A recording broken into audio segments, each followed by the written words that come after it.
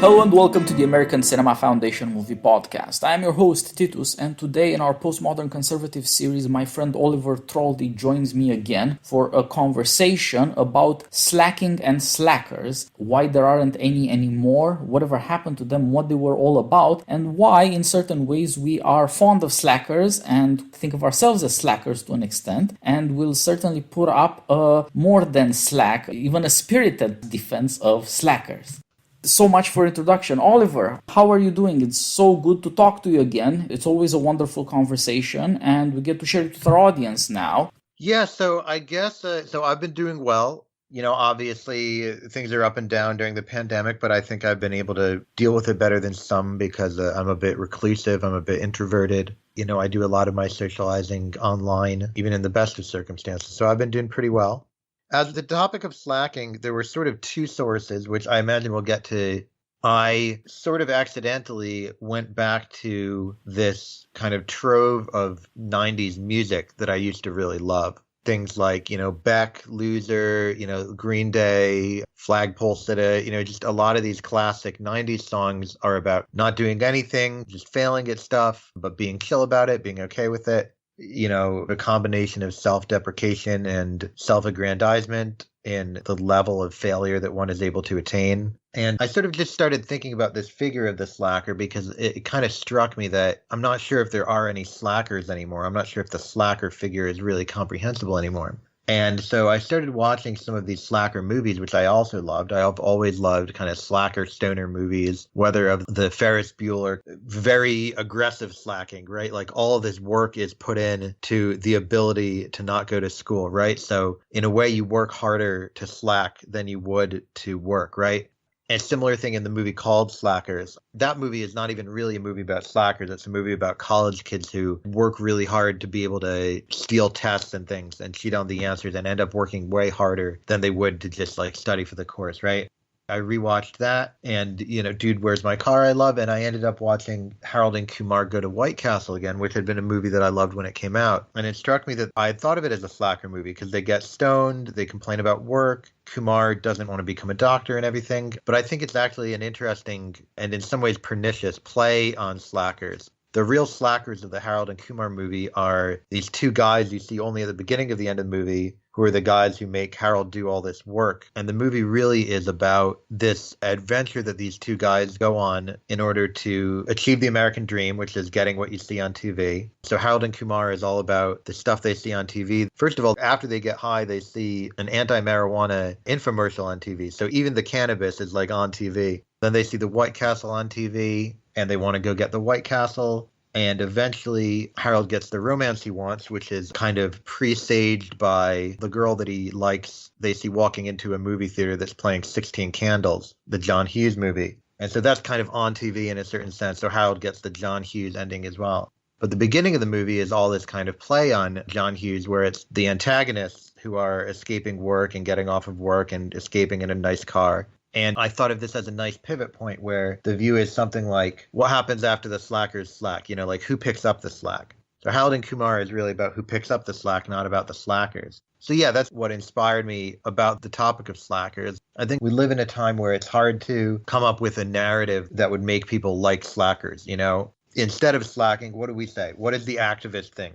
The activist thing is you do the work, right? That's what the activists say. That's what my friend Oliver Bateman is always making fun of. And doing the work is something, well, you can do it as an activist, but you can also do it in the human resources training at your Fortune 500 company, right? You do the work at work, right? It's all about the work, whether it's for the corporation or for social justice, it's all a form of work, right? So slacking as anti-work, there's nobody who likes it. There's no area for somebody who would say, I'm going to try and avoid work. I'm going to try and kind of conscientiously object to work. This figure of the slackers in the 90s, even in movies that weren't explicitly about slackers, it kind of everything had a slacking quality to it, right? Like everything had this quality of, oh, we just want to be done with everything. We just want to chill. If you watch like American Pie, every character has at least a little bit of that, even though they're not like the slacker archetype, but it's kind of all shot through with that. Yeah, and just kind of like the self-deprecation of lyrics in the 90s. You know, pop songs now It sounds like so much work. You go to the club, you drink, you put on your nice clothes, you have to talk to a girl. It's all so complicated, right? It's, what is it? It's either Longview, I think it's Longview or Welcome to Paradise by Green Day. He says, I'm so damn bored, I'm going blind, right? It's about, staying home and being bored, but sort of intentionally slacking off to do it. So that's something that I think we've completely lost in the current kind of politico-technological era. So that's why I'm interested in it. It seems to be gone now. Yeah, the slacker was the last time leisure had the fighting chance, as it were, in America, even as a minority option, even as a kind of defiant and despised alternative. Now it's overactivity and illusions of overactivity too. Right. Think of, say, Mike Judge's two Silicon Valley movies, Office Space from 99, where work is make work, and the ideal, at least as a transitional figure, is this guy who becomes a slacker, who just does nothing all day and is suddenly wonderful, more handsome, more confident, right, healthier, even in this strange way, even gets a girlfriend, all by slacking. Yeah, it's a perfect example. You can believe in the power of not giving so much of a damn about things that are transparently silly. Yeah, I mean, it's a perfect example. The protagonist, they say, what would you do if you had $1 million? And he says, I would do nothing. I would just sit on my ass all day and do nothing. I can't believe I didn't think of that. That is the encapsulation of the ethos. And it comes right at the end of the 90s. I hadn't thought of this before, but, in the late 90s, early 2000s, there were all these movies about how bad work was. What is it, American Beauty, where Kevin Spacey, what does he find a way to get his boss to punch him? And then, of course, you have Fight Club. And so in all these different ways, it's about work, work, work. It's all we do. And why can't we just slack? I think maybe after 2008, it became harder to do that.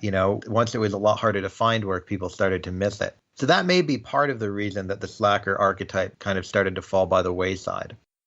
Yeah, I think that's right. People are worried about, are they going to have any kind of future? There's something to be said for the fact that in the 90s, everybody seemed to think that the economy and, in a sense, the future was just going to be fine. Now people are worried or terrified. And I think that in parallel with that, productivity has got, and work has got, an entire new boost. Jump from Office Space to Silicon Valley, the Mike Judge TV show about Silicon Valley 2.0, let's say. And you see, everyone has changed. Nobody's a slacker anymore. Nobody has this cynical, detached attitude. Everybody's, even if they have to be lying through their teeth, even to themselves, they're forever about disruption. They're forever about being a bother, being a nuisance. Right.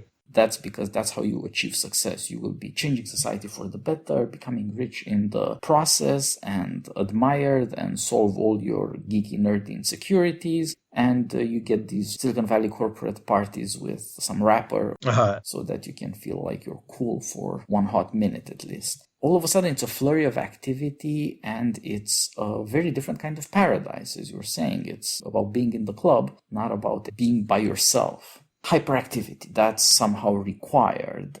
That somehow mixes with the fact that, strangely enough, our opportunities aren't really all that social. They are online opportunities. Our social is social media. Indeed, social media can now come back into the world and get you to go to a concert or go see this new place and photograph your food or whatever. Right. It'll get you to do things. It's strange that for how passive social media is, you can just doom scroll on Twitter or eat your heart out on Instagram because of other people's happiness. But that means that some people at least have to do a lot of work. And it turns out that therefore you get these ideals of social media, which are influencers or they are activists, right, who are overactive. There's no ideal for leisure or anything close to slackerdom. Yeah, even the use of social media turns socialization into a sort of work, into something that is, I mean, a lot of my socialization is through social media, but social media is also something that I keep track of with metrics. I keep an eye on who's following me, the reach of my tweets and things like that, how many people have read my articles. I was just talking about this with some friends last night. There's a now rather famous Twitter personality in Silicon Valley, now moved to Seattle, I think. She has an OnlyFans. People pay her to get naked and things like that. And she has all these spreadsheets for it and all this data for it, and is maximizing basically anything online like that, no matter how good a replacement it is for certain social activities. It's never going to be fully leisurely because it never will have that quality of, oh, a bunch of us are just in the same place and now we're going to sort of relax and recline. The slacker aesthetic, we can imagine what's cool about a slacker, imagine a scene from a movie. There's 10 people in a high school classroom and 9 of them are just trying really hard to one up each other socially and to do all these things. And the slacker is just kind of off to the side doing something ridiculous or getting high or something. And then goes, has some friends in another class that they, probably wearing like a plaid flannel or something that's too big for him. But you can't successfully be the person who doesn't participate in social media because then you're not even noticed. You can't successfully slack on social media because then you're not even on social media, right? The removal of physicality kind of removes the way in which the slacker would even put their slacking out into the world. Because, slacking isn't simply the absence of activity. It's a cool way of doing nothing, or sort of a directed way of doing nothing. Doing nothing with a point, you might say. Anybody who's on social media now, anybody who's anti-work and says, don't go to your job, well, what would they say next? They would say, don't go to your job because we have to smash capitalism, right? Well, that sounds like a lot of work to me, Smashing capitalism, that's exhausting. And what do they then say? Well, you have to read this thing. You have to read all this theory. You have to read the women theorists and the people of color theorists. You can't ever have done the work enough, right? Maybe you're anti-work in the sense that you want to smash capitalism, but you're pro-work in the sense that there's all these other things that you have to do. A slacker would never look at these things and say, oh, I'm going to read all these books on the reading list, So it's hard to find the slacker in all this stuff. Yeah, there's just a lot more gullibility nowadays. And that gullibility that makes people want to be popular or be popularly outrageous in one of these activist senses is a very good juxtaposition for slackerdom. Because as you said, slackerdom is really doing nothing. Partly that's the negative insight of not doing what everybody else is doing. Because you see, a lot of what's done is nothing. It's just people are deluded. Right. But it's also this other matter that if you stop doing all sorts of things that are popular or fashionable, you just take them for granted, then, what are you left with? In a sense, you'll start with nothing. You'll have to do things that maybe you can't really talk about. What do you think about yourself? Who knows? Right. But that is hard to defend because slackerdom required a private life that social media has simply obliterated. Right. More and more it's the case that if on social media you do something or like something, but is it relevant to the struggle? Are we achieving all of these things that incredibly hysterical histrionics continuously require of us? The more passive in many social ways our lives are, the more feverish our imaginations have to become. Right. We have to summon all sorts of anger and misery out of our lives and blame it on politics, instead of just dealing with the fact that you're not really happy. It's a big deal in slackerdom. Now you have to figure out who is a politically viable target for your unhappiness. Right. It can be as small as somebody who used the wrong word, maybe not even talking to you, or as big as, people can lose their minds about the rainforest in the Amazon and have these incredibly hateful passions very publicly on social media. Or it can be, politics, or it can be all sorts of other things that are supposedly global or even cosmic. And then, so you see, slackers were in some sense a revolt against American society, but they were not revolutionaries, really. Right. They did not have this sense of outrage at the cosmos. Yeah, I think that would have certainly been too much work for the slacker. I think another thing that's replaced the figure of the slacker is, another thing you see on social media a lot, self-flagellating, oh, I was trying to do work, but then I checked Twitter, I can't get off Twitter. And that's medicalized. It says just ADHD things or social anxiety things or things like that. And I think a lot of the things that would maybe be kind of agentially affirmed by a slacker or by a slacker figure in slacker literature or a slacker movie or in slacker music, a lot of the things where, a slacker might be kind of slacking as at least a somewhat intentional act, not just an inability to do the things they want to do. A lot of that agency has been replaced, and certainly was in my life, I think ultimately for the good, but has been replaced by a diagnosis, right? Well, it can't be that you just don't want to work. It must be that you have, a disorder that is making it impossible for you to work. So anytime you see somebody saying something that sounds like slacking on social media, often they'll just say after, oh, this is my ADHD kicking in or something like that, or this is my anxiety or my avoidant personality disorder or something, right? These were sort of all the things that I talked to psychologists about for a few years in my 20s when I was very worried about this sort of thing. And that's another way in which it shows that it's been pathologized, and it shows that it's hard to find the figure. And maybe it relates back to the 2008 crash and the difficulty of finding work. Maybe when there's a different balance of available jobs and available labor, the labor has the upper hand and is able to slack to a certain extent and able to say, look, I will work, but I'll sort of work when I want to.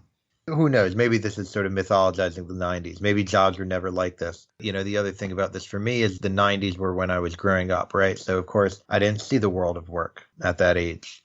So it's a convenient, it's an easy view to have as a kid. But it still seems like, at least in our artistic output, something has been lost. Some sort of opposition. I do what I want. Nobody tells me what to do, But again, not in a libertarian or otherwise political or revolutionary way, just in a sort of, don't bug me sort of way.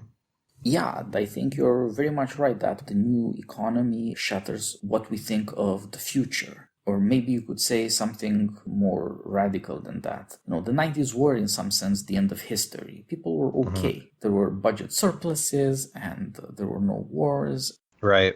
Afterwards, things got uglier and uglier. Economic crisis and debt and all sorts of problems afflicted America at this massive level, and also hurt people in their private lives, or if not them, somebody in their family or some friend they knew. And all of a sudden, the notion that things are all right went away. You can slack at the end of history, and in a way, maybe there's nothing left to do. You should be slacking. But you can't slack when precarity is the new reality. Right. You have following on crisis, uncertainty.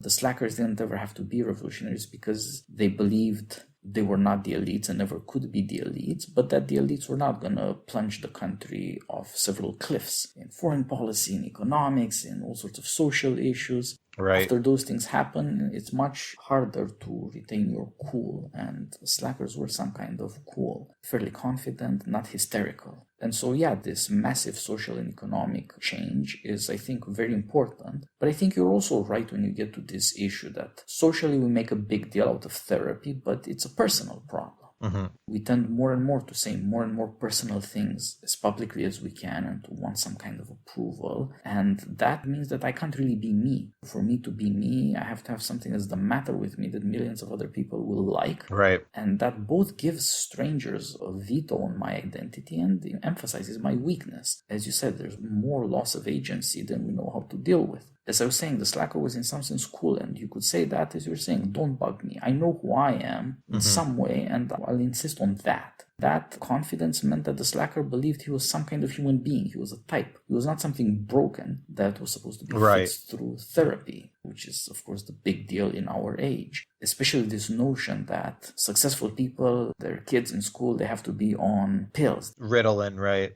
I mean, we're not poor people. We're not going to go to jail for amphetamines. We're going to be on Ritalin, and that's the ladder to success. Even there, you see this desperate hyperactivity and an inability to deal with being the being that you are. Slackers had this confidence, and maybe it wasn't entirely grounded. And I certainly agree with you that slackerdom was a phenomenon of transition. It's about becoming an adult and realizing that in a way you're not an adult, and in a way what people tell you about being an adult doesn't add up. Right. Especially young men. Slackers were young men at the last moment, and being a man in public America was not something to be ashamed of. Slackers didn't have to be apologizing about manspreading or mansplaining or whatever. Right. You didn't even have to say about yourself that you were male or some kind of vaguely scientific weak word that says you're sorry. Right. Slackers could be slackers. Young men could deal with the fact that they don't really know what to do with the future, but in some way it's on me. It's not everybody else's problem through ideology or through therapy or through whatever else. It's my problem, and everybody else doesn't understand me and can't pretend to be in my shoes or feel my pain or what have you. Right. There was a certain kind of pride in being me that I really admire about slackers, and to some extent I shared. That indeed has been vanquished, and above all by this therapy that promotes people to say, I am sick, I am unwell, I am miserable, and somehow I'll make it even worse by talking about it on Twitter or whatever, but that's what I'm going to go with. Right. This pathology has its own strange glamour, just like there's a kind of new luxury good. I mean, complaining about not being sufficiently productive because you're on Twitter is advertising your part in the productivity Right, race. exactly. It's a luxury, like you're slamming it in Slackerdom.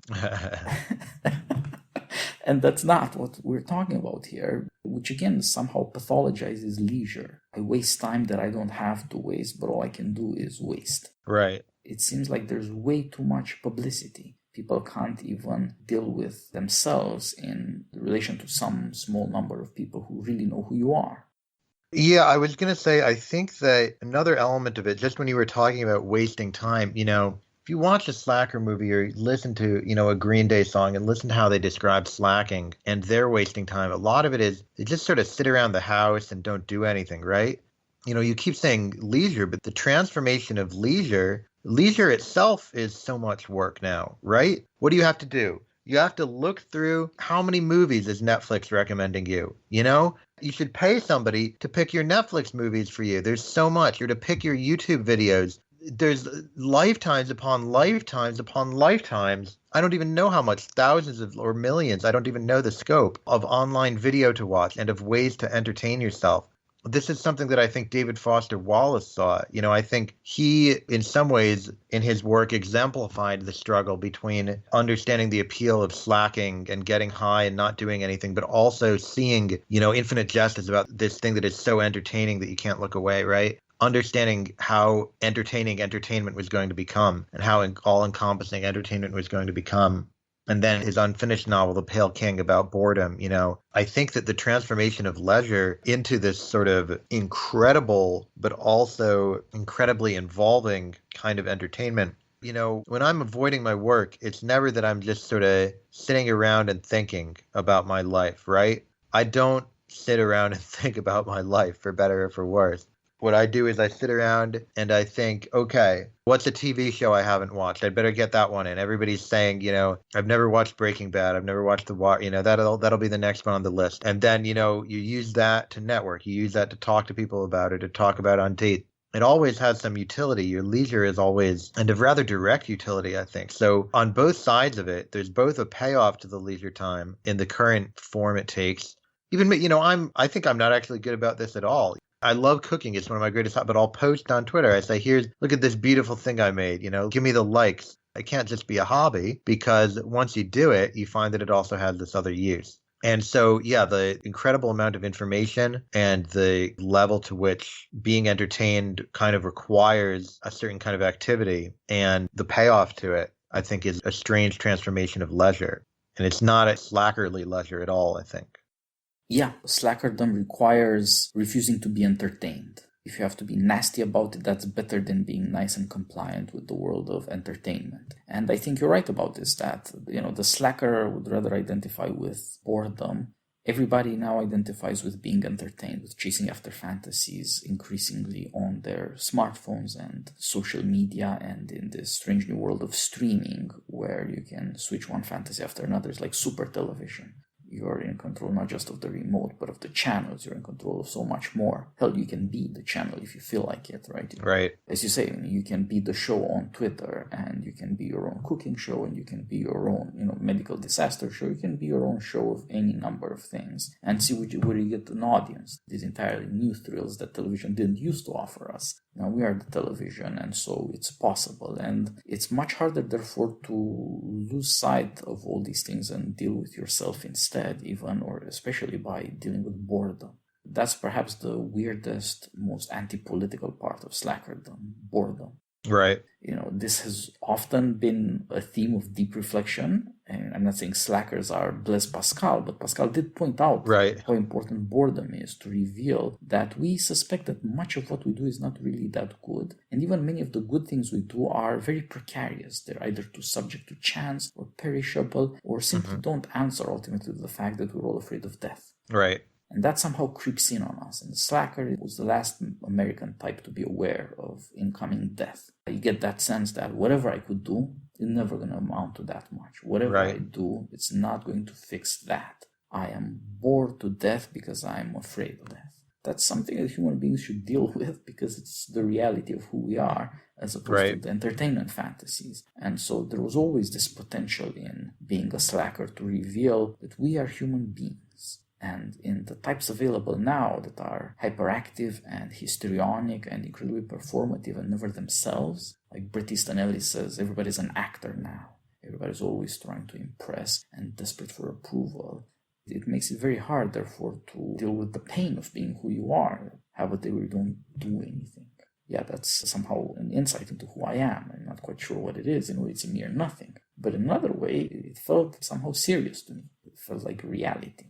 Most of our replacements for reality entertainment don't really have that power to persuade us. Yeah, I agree with that. And what you said, I mean, honestly, even on a personal level, what you said about reflecting on death, fits with me. Having a lot of things to do is a great way to not think about your mortality, to not think about how ephemeral your accomplishments are. Again, similar thing with current social media. It's so easy to say, well, I'll post, oh, I got the job. I told you guys about the job. I got the job, and everybody, 1,000 likes, and it really seems like you've done something. And then, okay, but it's just a job. But somehow you don't think about that, right? You think, oh, what I'm really doing is you find some story. I'm really contributing to solve this problem or that problem, right? The ephemerality and the meaninglessness of a lot of it. It's funny because we talk about there as being a crisis of meaning at the current time, but I think potentially it's because there isn't this kind of reflection. There isn't this kind of socially sanctioned, as you say, conscientious objection to doing things that one finds meaningless, right? One way to avoid a crisis of meaninglessness is if something seems meaningless to you, to just not do it. And well, if that ends up with you not doing anything, well, then you're a slacker, and you kind of sit and think, as Green Day say, you're so damn bored that you go blind. But maybe eventually you find something that is meaningful. I forget what the context was, but I saw something on Twitter recently about just, what college students say and do to get into college. Half of the people admitted to, a top Ivy have started their own nonprofit or something like that, right? And, maybe they do a little bit of good, who knows, but maybe there's some room for a little bit more like sitting and thinking that none of it means anything. Yeah, there's so much self-promotion, it's astonishing. The slacker used to be a kind of shameless guy. Like, aren't you ashamed of yourself for not working, for not doing better in school, for not thinking about your future? You're failing your girlfriend. You're not even have a girlfriend. How much of a loser are you? Right. Now shamelessness itself has become impersonal. It's just something you have to do to be part of the competition. Everything is a competition. Jobs, schools, it's all a tournament. Nonconformism really has absolutely no ground anymore. Right. And similar with romance, just like you said with jobs and schools, romance, on a swipe app, you want to be highly rated, you want to optimize your pictures. There's no way. How can a slacker, of course, if they're preternaturally attractive or something, but how can a slacker optimize a Tinder account? What are they supposed to do? How can you take selfies at the right angles if you're a slacker? Yeah, really difficult to see how all these areas of modern life even get off the ground if you're a slacker.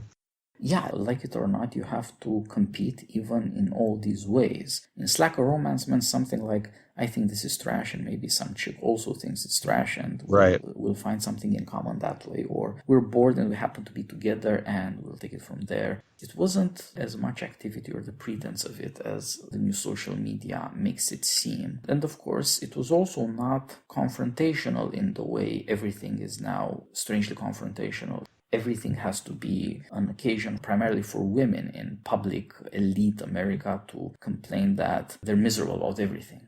If their boyfriends are alive, they're a pest, and if they're dead because of despair, then that's really bad for the women.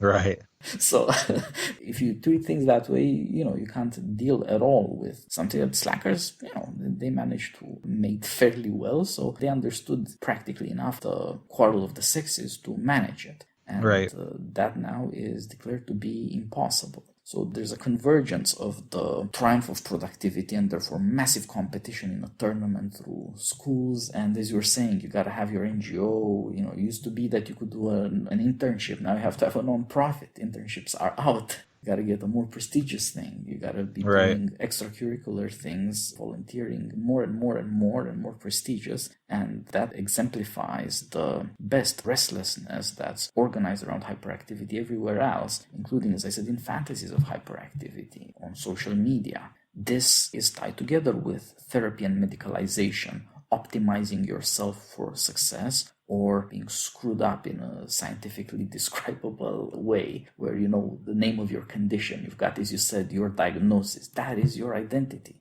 If you can't be one of the conformists of success, you have to be this other kind of conformist of failure. And that also ties up with the need to blame people and to blame society in this activist way. Slackers probably always blame society because the system is rigged or there's not stuff to do. But they weren't activists about it. Right. Now you can take your hurt and be an activist to the point where, the principles of slackerdom are denied. That is to say, today we say silence is violence. Right. Silence is just slacking off. Right, exactly. Yeah. Slacking is violence.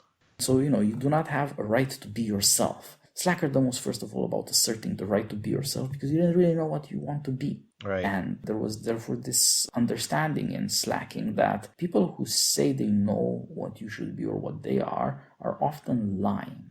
Right. And the fact that they're maybe lying to themselves first doesn't make it any different ultimately. It was a refusal to get on board with the things that we see now having triumphed. An aggressive commercial corporate employer-employee optimism. You can't be a slacker in the new workplace, even though it's open spaces, not cubicles, and it's campuses for the successful, which should be a slacker ideal, college forever. You just need your hoodie and you're good. But it's not. Even these things have been taken away from slackers. Right. You're supposed to be comfortable because Zuckerberg is comfortable in a gray t-shirt, but no, it's not comfortable. It's not something you can relax about. There's hyperproductivity instead, and therefore this driving sense everywhere that the rest of us measured by that standard just don't add up. But the notion that you could refuse to be judged by the standard of productivity or the standard of justice and activism and all this madness, right, somehow this has gone to hell. Slackers just lost. It was some kind of battle for the future of American youth, and slackers lost. It was a very Gen X or late Gen X thing, early millennial thing. Right. And therefore transitional, not only in the sense that it was young men in high school or college or out of school who are trying to figure out their lives and don't know how, and are getting therefore this insight that what everybody says is the future is not going to work out. But it's transitional also in the sense of shifts of generations, of technology, the elimination of privacy, the desperate need for identity. Right. The slacker was right all along. People were not sure about their identities and they were just pretending. But everybody else decided to go with social media where you can manufacture identities. You have a crisis of meaning. We have overproduction of meaning. There's more meaning being produced every day. You can give your life meaning through any number of activities or pretenses, through any number of fantasies, through any number of images. There's meaning everywhere. From conspiracy theories to rescue dogs, there's meaning for your life wherever you look. You can't escape it. But slackerdom managed to escape that because it involved a degree of comfort with the fact that you don't know who you are. Right. Because you are who doesn't know who you are. That's one certain thing that you have to keep dealing with yourself, and that it's not a fantasy. It was not done for you by entertainment or by activism. It was not done for you as a promise of success. In this negative of failure, you're a loser if you're a slacker, there was something good there because you knew how to deal with yourself, and that is who you are. So loneliness and silence were in certain ways tied up with it. Boredom was so evocative of this. But in another way, slackerdom was especially opposed to productivity and a certain kind of capitalist economy. As you say, we now do this to every part of our life. I want the utility out of this. I want to get numbers if I can put numbers to it. And on social media, you can always put numbers to things and get something out of this stuff.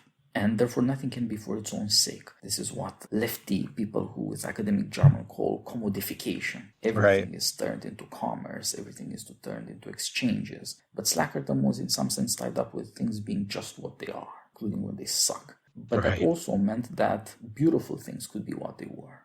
If you liked music, or if you liked poetry, or if you liked all these sorts of things that are for their own sake, that was fine. Because in some sense they are higher in the order of what we want out of life than making stuff for work. Right. Making stuff for work is always for use, for the sake of something else. And on the other hand, these kinds of things that are useless but beautiful, you will always need them. They're somehow truer to being human and less tied to the circumstances of your comfort or of your success at work. I think it's interesting what you said about the slacker knowing who they are. I also think of the other element of a major concern, when I was in high school and middle school, and just a feature of, I don't know if it's still a feature of, I don't watch, movies and TV about high school right now, so I don't know if it's any longer a feature, but the main social feature was this idea of the clique, right? There were these competing cliques, these competing groups. What is it? The principal secretary said in Ferris Bueller, the sluts, the bloods, the wastoids, the dweebies, the dickheads, they all love him, right?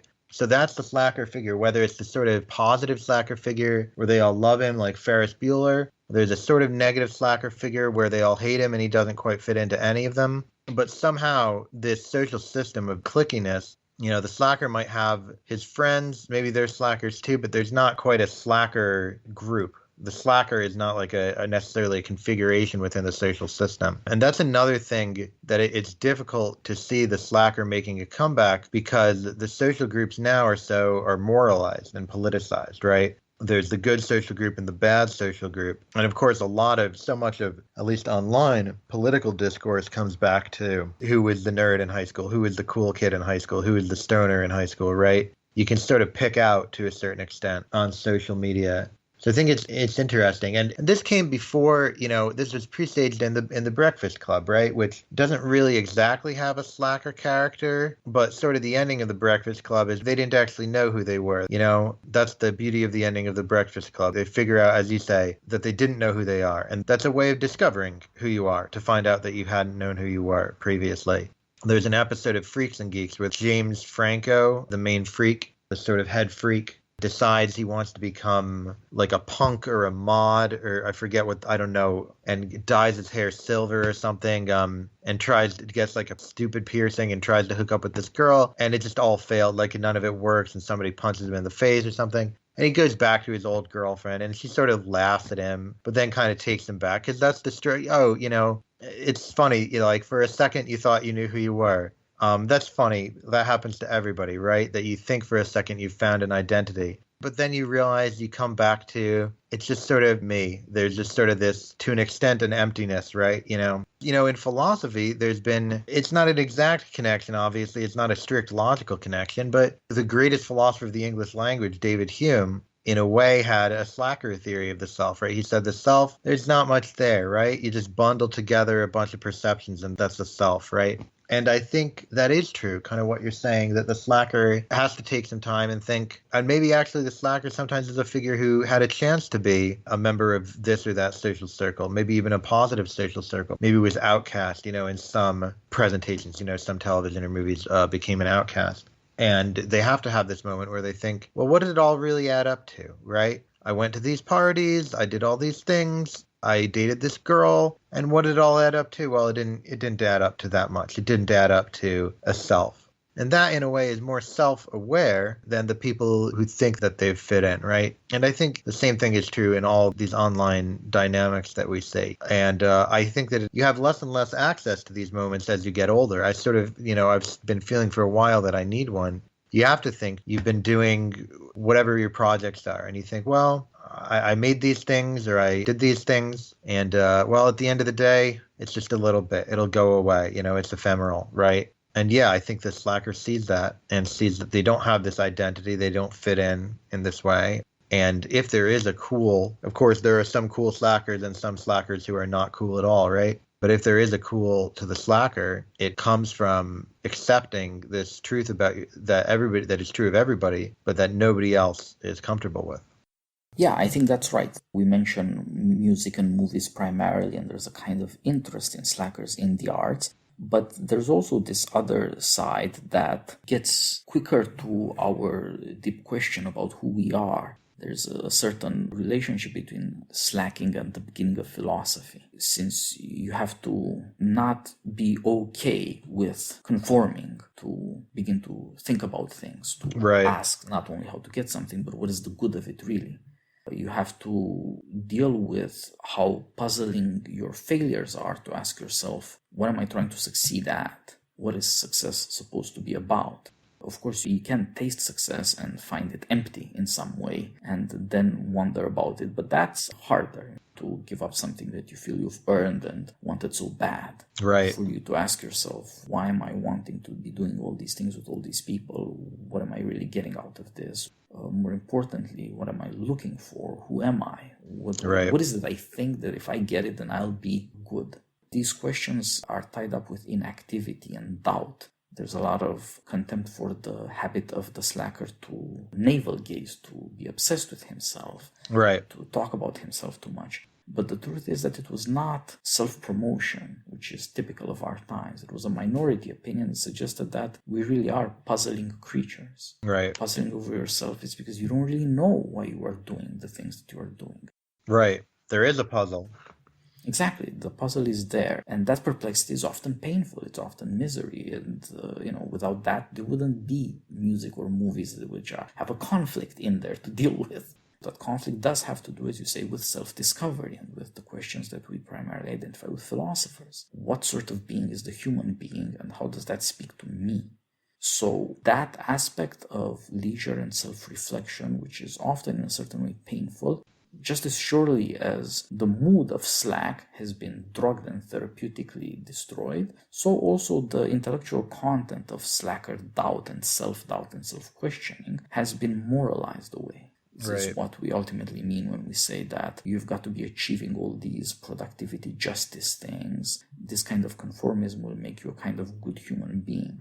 The slacker doesn't know if that's true. That's why I admire slackers. And I can think of things, why did I do that? Right. Is that really such a smart thing or such a good thing? Or what is all this for? This happens to me. I admire that slackers deal with this, taking time off from life in some strange way, because you have to ask yourself, what is all this life? That has been done away with. The nobility of slackerdom is some kind of affirmation of independence.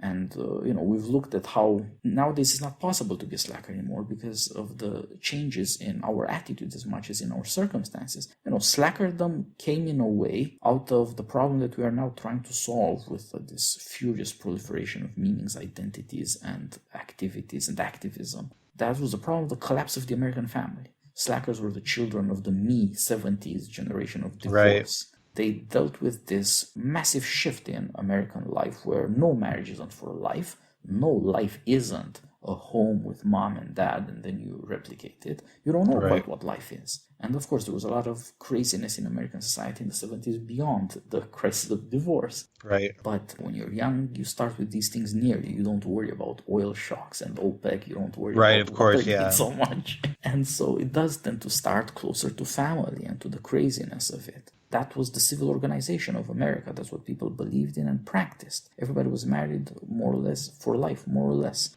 When that collapsed, all of a sudden you had to be an individual, even if you didn't want to. Slackerdom has certain peaks in art or in philosophy or perhaps some moral achievements. Some slacker out there may have saved lives by being a slacker. It may sound crazy, but the truth is that sometimes, the difference between life and death is some guy just being around there. Might be all that it takes to stop somebody from committing suicide, for example, where all the therapy or good wishes or the Twitter retweets of good wishes won't make a difference. But if somebody's just there, that might be enough of human contact for somebody to keep living. But there were many, many other people who didn't aspire to slack because of intellectual or artistic reasons. They were stuck with it. Right. Because America wasn't going anywhere and there was nothing to do. But look at how we're dealing with this same uncertainty and restlessness now. It's way crazier. Slackers were not trying to drive the nation crazy. They may have been assholes. They were mischievous, if you want to be nice about it. Right. But they were not trying to destroy the nation, as it were, in the name of some kind of justice or just some kind of complaint against the cosmos. Slack just seems to have nothing of coherence to it. Slack is the opposite of thought. But there was a kind of self-restraint to slack. Right. It was not revolutionary. And so somehow that's just more attractive both to art and to thinking and to a certain kind of friendship and maybe even love, where you're not trying so hard to turn things upside down. Right. Slackers would not be burning statues, even if they might think like that guy was, slave owner, asshole, or whatever, but they wouldn't be burning and destroying and doing all these things either. It's interesting, the slackerism as a kind of stoicism. And of course, many people have cited Stoicism as a lost, it's hard to find in modern society when so much value is placed on having extreme emotional reactions to things and finding things to be upset about, expressing and enacting the way in which you're upset very aggressively and things like that. So yeah, it is a kind of Stoicism that is certainly lost now. There was something else that you mentioned. That's part of the appeal of the slacker where they do eventually look kind of cool, right? And they look kind of cool because they don't get upset as easily. They're not freaking out about stuff.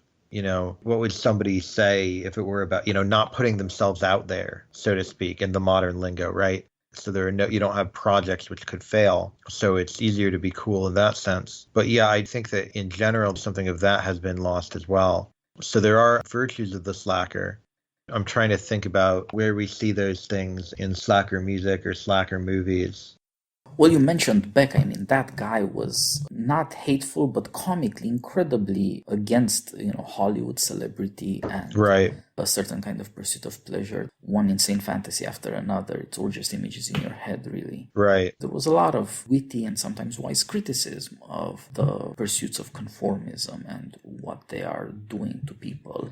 Right. That's a slacker in a way can't be like a relativist because the slacker does have the belief that underneath it all, maybe it doesn't mean anything. So they have to have a belief in sort of the coherence of this idea of going underneath it all, looking at what it really means, looking at what I really want, right? A more modern perspective might just be, well, you want whatever you think you want, whatever you want right now, that's what you really want, or whatever society tells you to want, you really want. Right? It's socially constructed, might be a more modern perspective. So just because the fact that society made you want it doesn't make it any less real, right? Well, the slacker figure would have to say no, right? If the slacker finds out, I only want something because society told me to want it, the slacker has a kind of duty to work against that desire, right? I was mentioning Harold and Kumar before. This is an interesting thing about Harold and Kumar, that Harold and Kumar is all about advertisement, right? It's all about, you see this on TV and you're able to get it, right? You get what you see in the movie, you get what you see on the funny cannabis infomercial or the funny White Castle ad or the movie with, where Katie Holmes takes her top off or whatever. And you kind of get what you see on TV. Whereas I think a more authentic slacker might just say, there's some fakeness to that. There's some phoniness. Salinger might have called it a phoniness. So I think that's another change, a sort of ethic of slackerdom, where you have to think about what does it all mean deep down, where does it all come from, and there is a sense of who you really are. Maybe what you are isn't anything, but if what you are isn't anything, then you shouldn't do anything, right? If it turns out that there is no self at base, at the very least, don't lie, right? Don't do these things as though they have meaning when you know that they don't, right? So that is a kind of ethic of a certain sort of authenticity, but it's a reflective authenticity. It's certainly not the authenticity. Nowadays, if you see somebody talk about identity and authenticity or something, they're worried about somebody who is like white but has pretended to be black or something like that, right? That's the sort of authenticity they're talking about. I don't think the slacker authenticity is like that. The slacker authenticity is more about what do you really want? What are your real values? What are you deep down? What actually means something to you? And if you discover that the things that you're doing don't actually matter to you, then who knows who you owe it to? But there's a kind of ethic of restraining yourself and refraining from doing those things. Yeah, at the very least, nowadays people police boundaries out of a sharpened sense of how artificial and made up everything is. People who say race is a social construct are also crazy when it turns out that people sometimes act on the belief that race is a social construct and they'll just, do some of the social construction for themselves. Right. That apparently is impermissible. Maybe race isn't a social construct. Maybe this is why you're feeling so angry about people acting on that belief. Right. Compared to that kind of policing of behavior, slackerdom is more interrogative. It is more personal. It has this strange human universality. As you say, who are you? What should you be doing? These take you deep into questions of what it is to be a human being. Right. And there's therefore some strange variety in it's perfectly possible, I think, for some slackers to be nihilists, to just think that nothing really matters that much, that we live by delusions and you should stop. There is a kind of mental stoicism, as you said, that you have to face the hard facts of life without whining all the time and without enthusiasm either. Right. And you could also say that ultimately the slacker is Socrates. Everybody else has to get up for work now and then. Even if you're just writing poetry or music, you have to be serious about that. You have to have the craft. Right. You can't be a great guitarist. You can't put out Beck's discography without doing a lot of hard work. But you can be Socrates without one day's honest labor or passionate work or whatever you want to say, creative endeavor. Right. That's certainly true. Yeah. Not a hard worker at all. At least as a philosopher, as a soldier he was. But no, I like that. Socrates as a slacker. But there you see what it means to ask yourself, why am I doing these things? What should I be doing? It turns out that he believes that a lot of what he should be doing is sitting around thinking about things and reading things and talking to people. And college was supposed to offer people that. And slackerdom was among the first answers that this is not possible somehow in college. This is not what college is about. It's not about sitting around talking to people, thinking about things, just being by yourself and dealing with that. Right. It's the stuff we see, the policing of boundaries, the obsession with excluding other people out of your very exclusive success path and kicking them out of the race in the tournament and all that. And of course, the craziness of activism and the trying out of insane identities, making your own little Disney world, so to speak. Right. So that's how people react to the things to which Socrates reacted by saying that, you just sit around a lot and you don't really do anything. And probably, it's also a kind of warning that Athenians were super okay with killing Socrates. They say that America is in a way a progress since we're just trying to make it impossible for anybody to be Socrates. We're not going to be executing anybody. But what makes the slacker so subversive is raising Socratic questions ultimately, because as you say, in boredom and in perplexity, doubts come up. Right. There was a time when everybody was married, all the men had jobs, things like that. But that's not the case anymore. There's way more loneliness, whether you like it or not, and people are really, really miserable at dealing with it. And maybe it would be easier if they had some kind of minimum of Socratic insight or a minimum of Stoic insight. There's another attempt now through this great awakening for elites to pull themselves together and impose another morality and society and get everybody to obey under punishment of being cancelled or worse. Right. And at the same time, it allows you to take out your misery on the rest of the world instead of things like what Socrates would say, maybe you're the problem, maybe the misery is inside of you and you have to deal with it. There's the threat of people saying that if you can't have all the security that life had, and if you're forced to deal with these questions about your identity, then maybe it's time for madness. Maybe it's time to do very harsh things indeed. Thinking about slackers, at some point I just stuck on Portland because it's been in the news. Right. It's an amusement park for the weirdos. Right. The kinds of people who believe in rescue dogs because they're themselves kind of damaged. But it's okay because in Portland, you can be a slacker. In Portland, you don't have to be self-important and conventional. And right. The dream of the 90s is alive in Portland. Exactly. The 90s slacker, that is the dream of the 90s, is to be a slacker, right? Exactly. It's Portlandia. It's supposed to be not American bourgeoisie, but American bohemia. Right. Flowers and coffee and weird paintings and blue hair and all sorts of strange things. And it's supposed to be quaint, like in Portlandia. But what if it turns out that if you do that for, 20 years or whatever, you end up with the Portland riots? Right. Eventually, a desire for revenge and for destruction comes out of people thinking that whatever they might say that's very nice about all the nice, quaint things that they do as hipsters, they're hateful people. They're not looking for introspection.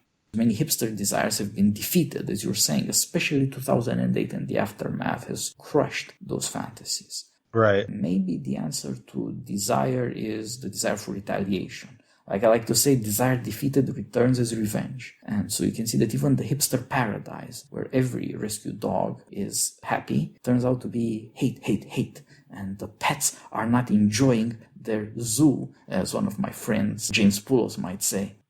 Yeah, I mean, it's not a transition that I completely understand, but I did, most of my reflection on these things comes partly from college at a small liberal arts school where to me, I had thought that it was sort of a slacker school. I had slacked off in high school and I went to this very arty, as you say, bohemian college.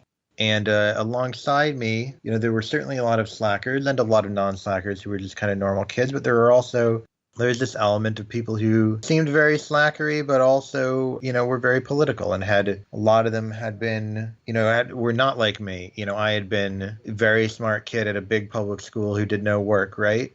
And a lot of these people were, had gone to private schools, expensive private schools where they had counselors who told them, this college in particular is exactly where somebody like you should be. And let's work on your essay to get you into exactly this place and things like that. And seeing that transformation and seeing also with individual people as you kind of got them together and saw what happened. Maybe there is something about slackers that you just shouldn't have too many of them in the one place.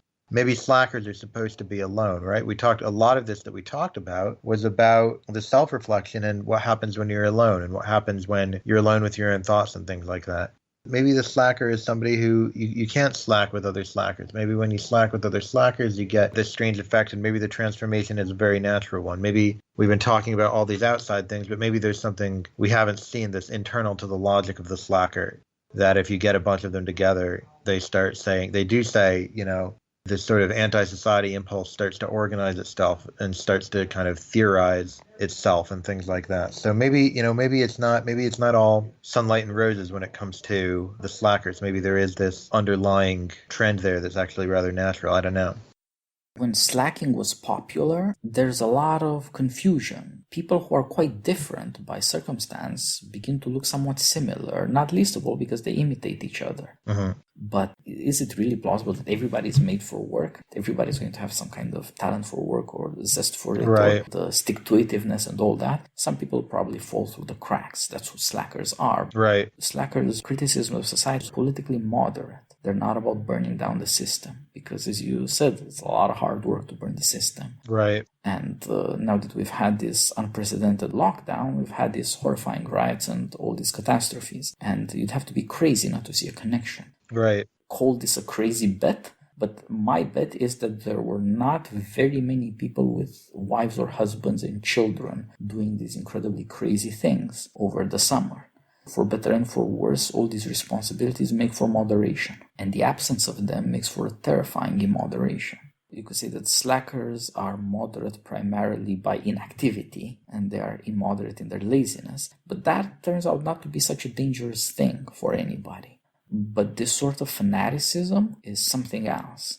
Right. I think you're right that being a slacker doesn't mean being relativist, because slackers do have to believe in what they have discovered enough to reject things. If you're a relativist, then you should be a conformist. Exactly. So the slacker rejection of fashion or popularity has also got to be a rejection of something deeper in human conformism and something more inquisitive. And right. If that's not there, it might just be that there's trouble brewing.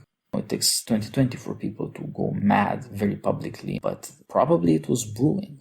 In our society, therapy and medicine and psychology, there's always this sense that, you can explain things if you study and if you have the right science and talk to the person, you'll find out what's really happening to them. You're forever supposed to psychologize people, to say, why are you thinking the way you're thinking? What is happening inside of you? What made you this way? So that's some kind of quest for maybe causal explanations of the self. It's literature used to have all these novels about interiority. A lot of the music and even the movies about or by slackers were also tied up with figuring out interiority. Right. Who am I inside as opposed to with everybody else or because of society? But there are always things that aren't being psychologized. Success is most often not psychologized. That's just great. Right. And activism, right? Being for the right social causes. That's not because you're screwed up inside and that's why you're so hateful. You're only hateful because of the systemic injustice that you're trying to deal with. And of course, since there's systemic injustice, it makes sense that you're going crazy. Right. So in all these cases, you see a sudden suspense of this psychological skepticism and inquisitiveness that's otherwise typical of, you could call it liberalism broadly, all the publications, all the trends in the arts. All of a sudden, that doesn't matter anymore. Right. Ultimately, history is what will give you meaning. It's the only thing you can be certain about. That I agree with. Yeah, the slacker is certainly somebody who, it's hard to see the 90s slackers. It's hard to imagine the dude in The Big Lebowski. Somebody says, well, you're in a certain kind of moment of history. That would just become yet another, all these weird people he encounters trying to get him. Ultimately, The Big Lebowski is about this guy who just doesn't want to, he just wants to have his rug, right? He just wants to sit at home and drink his White Russians and have his rug. But somebody comes home and messes with his rug. And then people keep coming and telling him to do this thing or that thing, right? Dude, Where's My Car is the same way. It's just these guys who they're high and, they're high all the time. It's all they do. But then they have these girlfriends who are trying to make them buy birthday presents for them. And these guys come from outer space to tell them to find this thing. And these other women, and everybody's just always telling them to do stuff. And it's just so hard, It's such a buzzkill to be told to do all these things. And you kind of struggle and drag yourself around. There's a great scene in it's not really a slacker movie, but in Wet Hot American Summer when Paul Rudd is told to clean up some room, and he kind of he acts like he's like his limbs are made of jelly or something, kind of drags himself. That's sort of the slacker. If somebody tells you to do something, that's sort of what the slacker does, right? You sort of just drag yourself and say, okay, I get, and you sort of make a big deal about how you're being forced to do this thing that you don't want to do. And it's so far into modern activism where you're supposed to just welcome being told what to do, right? You're supposed to say, well, I defer to you. I want to do the work. I don't want to drown out, voices of the disenfranchised. I want them to tell me what to do, right? I want to take these sorts of orders. So it's very hard to find the ethic of slackerdom, which you go to the heart of it and you're asking yourself, well, what does it all mean? Does it mean anything? Why am I doing any of this? Why don't I just sit around? Why is doing anything better than sitting around, right? It's very hard to find that anywhere anymore, yeah. This moment of slackerdom reveals both certain things about the past of America and about the present and the likely future of America. It was a moment where this minority opinion had quite some purchase and could publicly state in various artistic forms especially right, that there's something wrong with turning our restlessness into too much conformism, whether it's in the workplace or in activism. And of course often combined, like in woke capital or corporate HR these days. So there is something, even in this political sense, a kind of noble rejection in the slacker. Right. And you can say, in some sense, slacking is just being a brat, a child who refuses to grow up, and the loser. But when you compare that to people who do wicked things or want catastrophe, then you begin to think that, maybe that childishness isn't all bad. Right. And as we said, the slacker, in slacker literature and slacker movies, the slacker, the other, people don't like the slacker because it makes people recognize, oh, this thing that I spend so much time on is meaningless. That thing that I spend so much time on is meaningless, right? It makes you recognize these things that I'm telling myself are lies, whether it's the bullshit of corporate lingo and whether you get that client or the competitor gets the client, you realize that it doesn't matter, right? Or the bullshit of political speak, right? In, the slacker view of the 90s was, both politicians, they're all selling you one thing or another. I'm not going to listen to that crap. I'm not going to listen to some politician tell me what to do. I'm just going to lie on the couch and get high, right? Whatever. And now, now you can't say they're all the same. You can't say both sides, right? Now there's supposedly the view that has emerged when you get enough of the slackers together is it's not about both sides, right? It's about actually our side is correct. Somehow the slackers have emerged into this larger group, as you say, in Portland and places like that. So, yeah, it's hard, the individuality. And as you say, I forget if we said that, a lot of it emerges from being alone. And people really are never alone anymore. I'm never alone. I never have a moment where I say nobody else is going to save me from my existential funk, When I was in high school, I would stay up late on AOL Instant Messenger with people, talking to people, and not doing my homework. Because I didn't want to do my homework. Somebody was telling me to do it. It was stupid. I wasn't going to learn anything from it. It was bullshit, right? I didn't want to do it. I was a slacker, right? But eventually everybody else would go to bed, and there would be this moment where it was kind of like, it's you and the work, and you either got to kind of confront something about yourself or force yourself to do it. But you have to make some sort of a decision, right? You're stuck with yourself, and you have to make some sort of move or non-move, right? You have to come to grips with your situation, right? Nobody else is going to save you from it.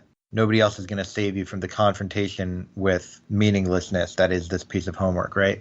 I never have that anymore. There's no point at which I can't find somebody to talk to online. There's no point at which I can't tweet, and get people responding and things like that. And now that we have phones, we're never away from it either, right? We're always connected. So I think that's the other aspect that makes it hard to be a slacker, that it's not just the entertainment, the socialization, the politicization of work, the kind of workization of politics. All of these factors are anathema to slacking, I think, both at a practical and a kind of thematic level. Yeah, doing nothing turns out to be much harder than we used to think. Yeah. In a way, we had it good. Yeah, I've been thinking of trying it. Sometimes the only times I can make myself do nothing is sometimes I'll force myself to leave my phone at home when I go for a walk. But even that is like you kind of schedule it in, You kind of say, well, this is the time when I'm going to do nothing. And then once it's done, you say, well, what did I get out of, you're hoping to have some epiphany that helps you with all the something that you're trying to do, right? All the projects. So there's a sense in which it's almost like slacking for a purpose, which is, it's difficult to make it, at least on my end. It's difficult to make it slacking at all, right? Because I have all these projects. And I've considered it. I've been like, well, I have a little money saved up. What if I just go whole hog and try to have another, it would have to be the last of my life probably, but it would be another period where I just don't do anything much for a year or two and see kind of what I learn about myself from it. But it's hard to turn it into genuine slacking, right? Because a genuine slacker, you have to think they don't expect to get anything out of it. They don't think that there is anything to get out of it, right? And that's kind of why it's compelling. That's kind of why it's a total experience in that way. Yeah, I know what you mean. In some ways, slacking comes to you by a surprise, right? Nobody chose to be a slacker when he was a kid. Right. And indeed, it requires an effort of will to throw away all sorts of things. I'm much less on social media than I was years back. I'm happier for it. Right. I think everybody needs some amount of slacking. You let your mind wander and things occur to you. Just like boredom is such an essential part of slackerdom, maybe the arts also offer you things that your mind will roam to now and again. Right. And right. Indeed, that does require seeing how much of thinking and talking to people has become incredibly like work. Yeah. Like a servitude. I mean, people brag about treating their Twitter like a job because they're Twitter celebrities. Right. That's where you would need quite some slacking to tell you that this isn't serious and it's not what it seems. And right. You should just let some of the stuff that you've noticed just wash over you. Let your mind wander. Right. And you have to, of course, have that slacker confidence that stuff that occurs to you is not worthless. That just because you're not working doesn't mean you're a nobody. You're more receptive. You're not trying to perform. So much of intellect has turned itself into a performance. Right. Slacking can prepare you for leisure that's interesting in itself. It's spontaneously pleasing and intriguing. Will allow you to see the things inside yourself that aren't bad. There's a certain part of slacking that is very enjoyable, and some of it is bodily inactivity, but some of it has an intellectual character, possibly being inspired, and all of that requires a kind of passive receptivity. Right. And of course, maybe stuff that inspires you, then you'll have to learn to play that music and do something. So slackers might turn into artists or what have you. Right. And that does seem to be far more necessary than people realize, since people make themselves miserable on social media and just keep doing it more. The misery of my social media experience apparently is supposed to make me take it out on the system for being so evil. Right. What is that going to do to the system really? But for my case, if I'm allowed to be selfish here, and slacking is in a sense intensely selfish, I would like to be less unhappy, not to revolutionize the system. Right. So there are all these things about musing, wandering, they've been thrown out. But they're the sorts of things that used to happen without having to do any kind of work or much preparation, because you weren't locked into activities and habits in this new social world that's indeed a brooding presence. Somehow it's always too close to us and nevertheless leaves us alone. It's a threat to your interiority. Right. Slackers in a way questioned what people believed in, but in another way they pointed out how eager for approval people were. Slacker contempt for things hurt people whom it shouldn't have if they really liked what they were doing. Right. Yeah. But that points to this desire to be approved of that can get out of hand, that drives our restlessness into social media. Slacking off allows for that sort of distance. You can be detached from the things you're too desperate for approval from, or you find yourself hoping that here in this smartphone something will happen, or in this app or platform that will give my life meaning. Right. There's a lot of that expectation where people wouldn't be scrolling around aimlessly. That's the wrong way to do it. It's a strange combination of hyperactivity and passivity. It's too restless. You have to slack off first, and then you might find those things that are inspiring and meaningful. Right. So here we can talk a bit about our experience as slackers and maybe some of the stuff that we've discovered for worse and for better. It's not a guide to how to slack, because you can't have that. There are not the 7 habits of successful slackers. Right. Yeah, of course. There's just the dude abiding, like you were saying. And again, nowadays at least it's obvious how important abiding is when people are so insane. Yeah, I think, well, what did you call it? Passivity or abiding or stoicism, however we're putting this. And of course, the slacker is not somebody who is sort of happily abiding usually, often somebody who's unhappily abiding, sort of from rejecting the world. But yeah, I think there's definitely value in that sort of capacity. Well, we've been slacking off for a while here and just yapping the mouth. Yes, we sure have. So at least we practice what we preach. I guess preach is the wrong word. What I like about slacking is that you don't have to walk the walk. Talking the talk is walking the walk of slacking. Really and truly is all there is to it. So this is what we have to offer, and perhaps we have noticed enough and thought about these things enough that it's worthwhile for our audience as well, and can therefore prove the virtues of slacking by deed. Well, Oliver, thanks a lot for joining me. This has been another very insightful and ranging conversation. Yeah, this was a lot of fun. As always, I realized you somehow have this ability to make me realize that I thought things that I hadn't. It's sort of as you say, like slacking in a way. I realized that I had these thoughts that came very naturally, but I had never thought of before. So it's always a lot of fun talking to you for that reason. Likewise, Oliver. It's the thing that I realized when I was a slacker kid, that somehow it's tied up with friendship and conversation. I'm much on reclusiveness and loneliness like you are, but there's also this other side. I enjoy our conversations very much. Yeah, it's always a lot of fun. All the best. Yeah, good talking to you. Bye-bye.